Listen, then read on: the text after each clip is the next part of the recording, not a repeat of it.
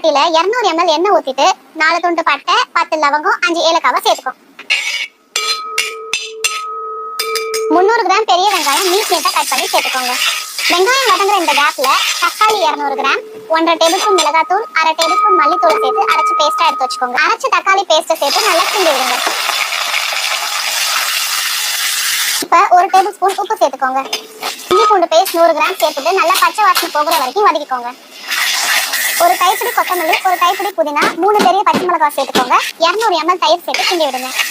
மசாலால இருந்து எண்ணெய் நல்லா பிரிஞ்சு வந்ததுமே க்ளீன் பண்ண 1 கிலோ சிக்கனை சேர்த்துக்கோங்க. அரிசியை வேக வைக்கிறதுக்கு 2 லிட்டர் தண்ணியில 2 டேபிள் ஸ்பூன் உப்பு போட்டு கொதிக்க விடுங்க. இப்ப மசாலால 800 ml தண்ணி ஊத்திட்டு தட்டு போட்டு மூடி 10 நிமிஷம் மீடியம் ஃப்ளேம்ல வேக வைங்க.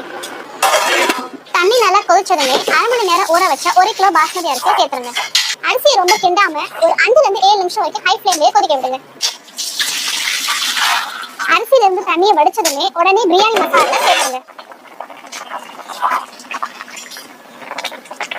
Water level and rice level equal ஆனதுமே தட்டு போட்டு மூடி ஒரு 15 நிமிஷம் லோ ஃப்ளேம்லயே வச்சிடுங்க. 15 நிமிஷத்துக்கு அப்புறமா ஸ்டவ் ஆஃப் பண்ணிட்டு தட்டு திறந்து ஒரு 2 டேபிள் ஸ்பூன் நெய் ஊத்திட்டு மறுபடியும் தட்டு போட்டு மூடி ஒரு 15 நிமிஷம் தம்மாக விட்டுருங்க. 15 நிமிஷத்துக்கு அப்புறமா தட்டு திறந்து பாத்தீங்கன்னா சூப்பரான ஒரு SS ஹைதராபாதி பிரியாணி ரெடி.